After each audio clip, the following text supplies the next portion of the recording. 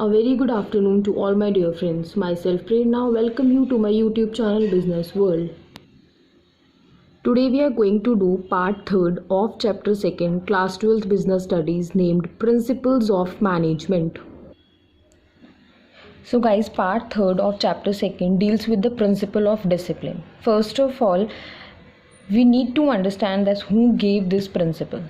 So guys principal of discipline Henry Fayol ने दिया, जिसमें उन्होंने क्या कहा, प्रिंसिपल ऑफ डिसिप्लिन क्या है, अपनी ऑर्गेनाइजेशन में कोड ऑफ कंडक्ट को डेवलप करो, मतलब रूल्स एंड रेगुलेशंस को बनाओ, इंश्योर करो कि जितने भी रूल्स एंड रेगुलेशंस हैं वो आपके हर एक एम्प्लॉय फॉलो करे। इन केस वो नहीं फॉलो करता तो जुडिशियस एप्लीकेशन मतलब एप्रोप्रिएट एप्लीकेशन होना चाहिए पेनल्टीज़ का।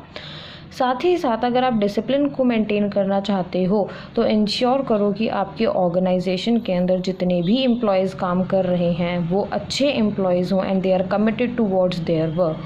साथ ही साथ प्रिंसिपल ऑफ डिसिप्लिन ने कहा कि अगर ऑर्गेनाइजेशन में डिसिप्लिन मेंटेन करना है तो ये इंश्योर करना बहुत ज़रूरी है कि आपकी ऑर्गेनाइजेशन में फेयर एग्रीमेंट हो सुपीरियर और सबॉर्डिनेट के बीच में।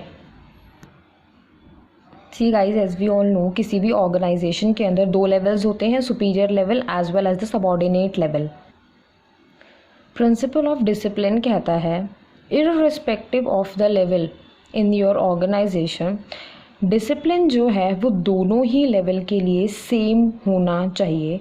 साथ ही साथ दोनों ही लेवल्स के लिए अगर वो डिसिप्लिन को फॉलो नहीं करते हैं तो पेनल्टीज़ इम्पोज करी जानी चाहिए। अब हम देखते हैं कि क्या पॉजिटिव इफ़ेक्ट्स होंगे अगर हम principal of discipline which is given by Henry Fayol को अपनी ऑर्गेनाइजेशन के अंदर इम्प्लीमेंट करते हैं। तो पहला पॉजिटिव इफ़ेक्ट क्या होगा, equality. See guys, principal of discipline ने क्या कहा, चाहे सुपीरियर लेवल हो चाहे सबॉर्डिनेट लेवल हो, दोनों ही लेवल्स के लिए क्या होना चाहिए, इक्वल डिसिप्लिन होना चाहिए, इक्वल पेनल्टीज़ होनी चाहिए। तो अल्टीमेटली क्या होगा, इक्वालिटी होगी। जब दोनों के लिए आपने same level of discipline same level of penalties decide करी तो अल्टीमेटली ऑर्गेनाइजेशन के अंदर इक्वालिटी प्रमोट होगी। सेकेंड पॉजिटिव इम्पैक्ट क्या आएगा, good organizational environment. See guys, आपने प्रिंसिपल ऑफ डिसिप्लिन को अप्लाई किया जहाँ पर आपने ऑर्गेनाइजेशन के अंदर एक कोड ऑफ कंडक्ट, एक रूल बनाया कि रैगिंग जो है ऑर्गेनाइजेशन के अंदर अलाउड नहीं है, और अगर आप रैगिंग करोगे तो उसके लिए आपके ऊपर 10,000 रुपीज़ की पेनल्टी इम्पोज करी जाएगी। ठीक है, अब एम्प्लॉयज़ को क्या पता चला, first of all ragging allowed नहीं है, रैगिंग करेंगे तो क्या होगा, 10,000 का फ़ाइन पे करना पड़ेगा। तो अल्टीमेटली होगा क्या, जब कोड ऑफ कंडक्ट डेवलप हुआ तो एम्प्लॉयज़ क्या करेंगे, अल्टीमेटली एक नेगेटिव एक्टिविटी के अंदर वो इंडल्ज ही नहीं होंगे। तो वो किस चीज़ के अंदर कंट्रीब्यूट करेगा, एक अच्छे ऑर्गेनाइजेशनल एनवायरनमेंट को इस्टेब्लिश करने में।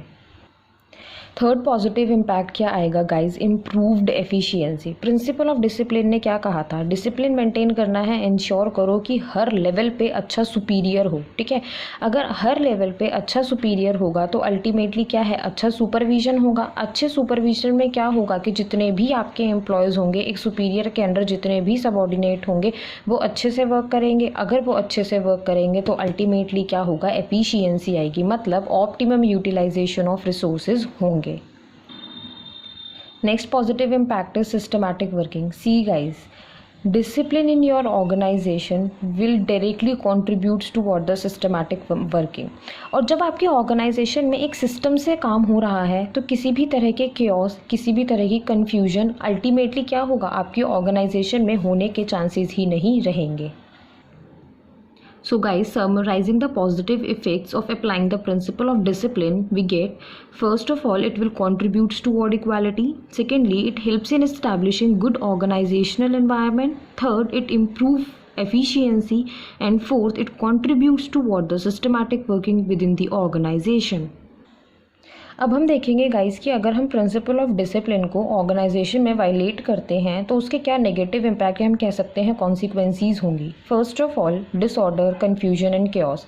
सी गाइस, अगर आपके ऑर्गेनाइजेशन में डिसिप्लिन नहीं है तो कोई सिस्टमैटिक वर्किंग नहीं होगी, और जब सिस्टमैटिक वर्किंग नहीं होगी तो क्या होगा, केओस एंड कन्फ्लिक्ट्स क्रिएट होंगे ज़्यादा से ज़्यादा। फाइन। Lack of efficiency. देखो गाइस, अल्टीमेटली क्या है कि आपने अपनी ऑर्गेनाइजेशन में डिसिप्लिन मेंटेन नहीं किया, मतलब आपने गुड सुपीरियर्स को अपॉइंट नहीं किया। जब गुड सुपीरियर्स ही नहीं होंगे तो सबऑर्डिनेट भी क्या है कि एफिशिएंसी के साथ वर्क नहीं कर पाएंगे। अल्टीमेटली क्या होगा, वेस्टेज ऑफ रिसोर्सेज होगी। सो अगर आप प्रिंसिपल ऑफ डिसिप्लिन को वायलेट करते हैं, that will ultimately contributes toward the lack of efficiency in your organisation.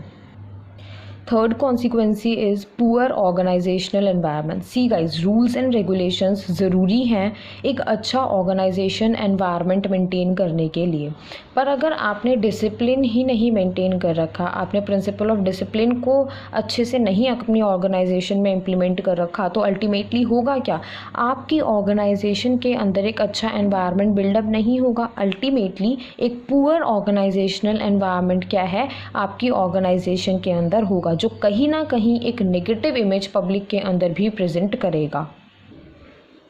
Summarizing the consequences of violating the principles of discipline, we get 3 points. First, it will contribute toward disorder, chaos and conflict. Secondly, lack of efficiency. And third, poor organizational environment.